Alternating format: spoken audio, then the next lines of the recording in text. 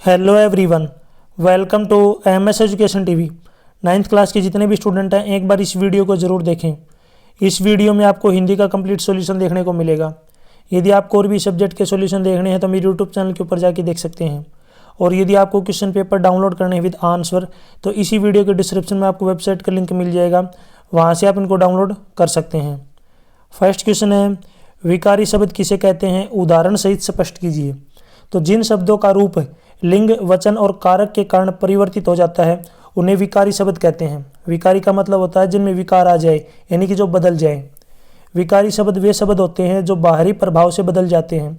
जैसे अगर हम उदाहरण की बात करें तो बूढ़ा से बुढ़ापा या फिर बूढ़िया आदि शब्द बन सकते हैं, अर्थात इनमें विकार आ सकता है। नेक्स्ट है, निम्नलिखित मुहावरे का जो है अर्थ लिखकर उनका वाक्यों में प्रयोग करें। तो यहाँ पे देखिए दिया गया है आस्तीन का सांप, तो इसका मतलब होता है धोखेबाज। अगर इसका वाक्य में प्रयोग करना है तो आप लिख सकते हैं, मेरे पिता का दोस्त रमेश आस्तीन का सांप है। नेक्स्ट यहाँ पे दिया गया है घोड़े बेचकर सोना, यानी कि निश्चित होकर सोना, जिसको आप यहाँ पे लिख सकते हैं, इतना भी लिख सकते हैं, निश्चित होना। ठीक है, अगर इसमें वाक्य की बात करें तो उसकी परीक्षाएं समाप्त हो गई इसलिए वह घोड़े बेच के सो रहा है, यानी कि एग्जाम होने के बाद जो है हम टेंशन फ्री हो जाते हैं। नेक्स्ट यदि हम बात करें समास विग्रह, ठीक है, समास विग्रह करके आपको समास का नाम लिखना है। तो शताब्दी दी गई है, इसकी यदि हम बात करें समास विग्रह है तो 100 अब्दों का समूह है। अब्दों का मतलब होता है साल, ठीक है, 100 सालों का समूह है। इसमें यहाँ पे देखिए काउंटिंग है, जहाँ पे भी काउंटिंग आती है वहाँ पे समास होता है द्विगु समास। तो शताब्दी में जो है द्विगु समास है। इसमें यदि हम बात करें हस्तलिखित, तो हस्तलिखित का मतलब होता है हाथ से लिखा हुआ।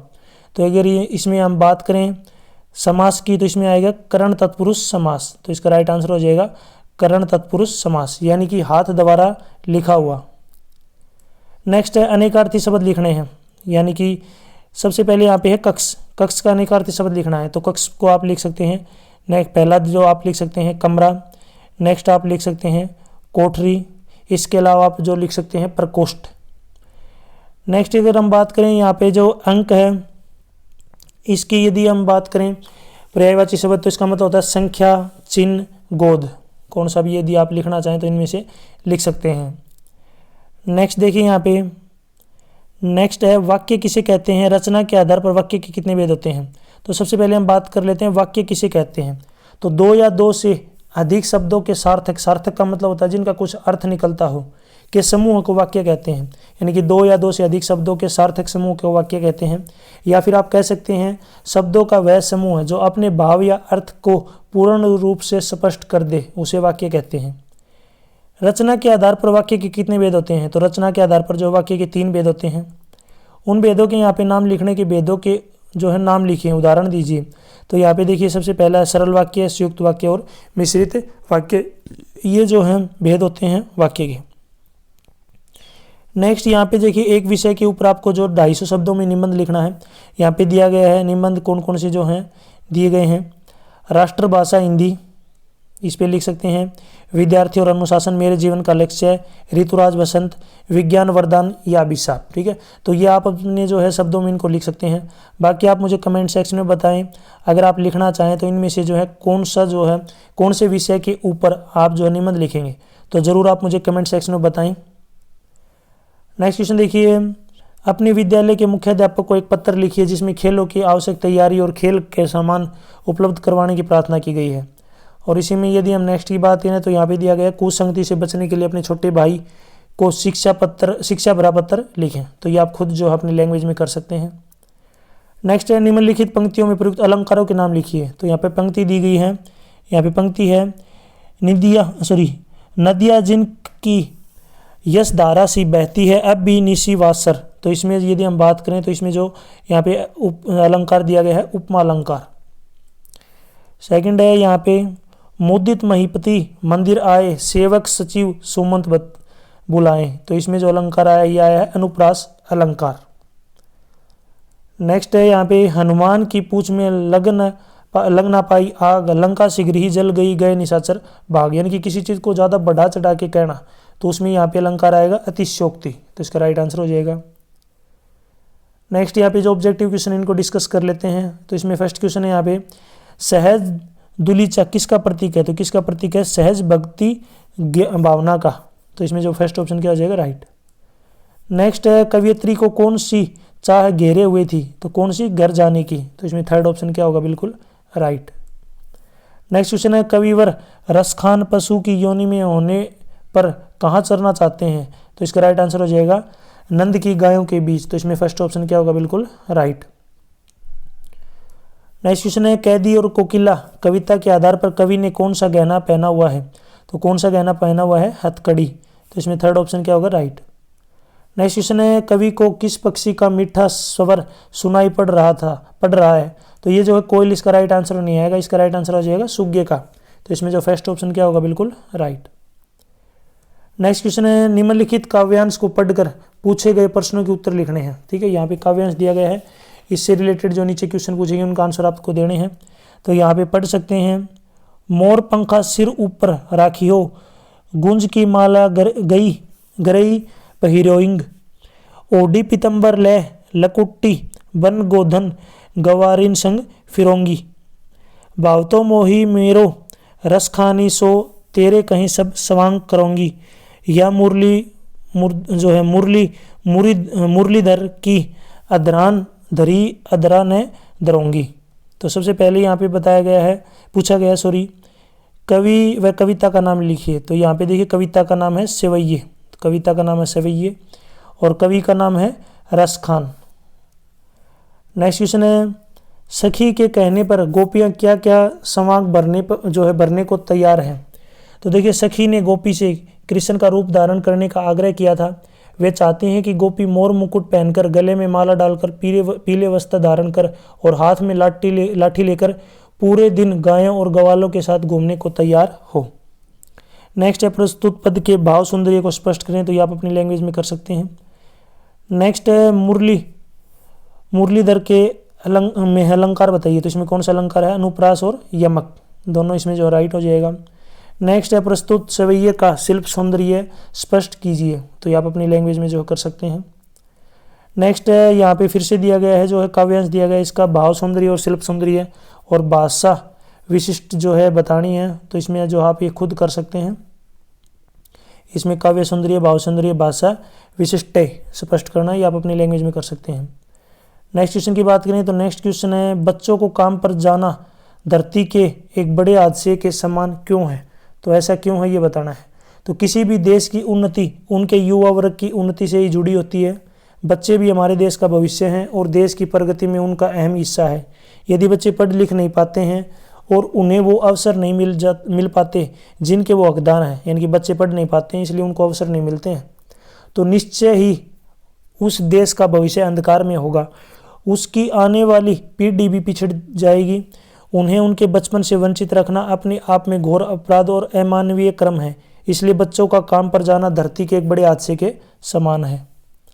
नेक्स्ट क्वेश्चन है मित्रता के पीछे लोगों का सामान्य क्या भावना निहित होती है। तो सामान्यतः लोग किसी व्यक्ति का हंसमुख चेहरा, उनके बात करने का तरीका, उसकी चालाकी, उनकी जो है निर्भीकता आदि गुणों को देखकर ही उनसे मित्रता कर लेते हैं। एक सच्चा मित्र कभी भी आपकी पीठ पीछे बुराई नहीं करता और फिर वह कभी भी आपकी चीज़ें नहीं चुराता या आपसे झूठ नहीं बोलता। सच्चा मित्र हमेशा आपकी मदद करने को तैयार रहता है।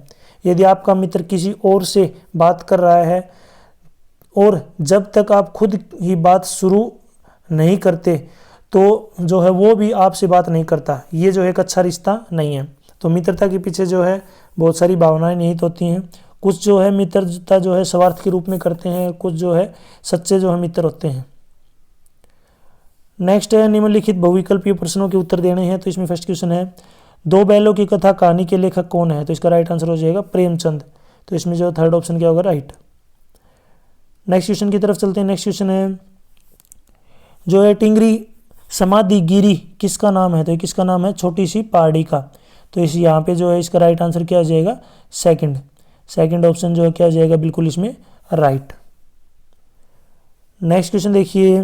नेक्स्ट है उपभोक्तावाद की संस्कृति में किसको घोर अपव्यय हो रहा है। तो किसको हो रहा है, सीमित साधनों का अपव्यय हो रहा है, सीमित साधनों का। तो इसमें सेकंड ऑप्शन राइट होगा।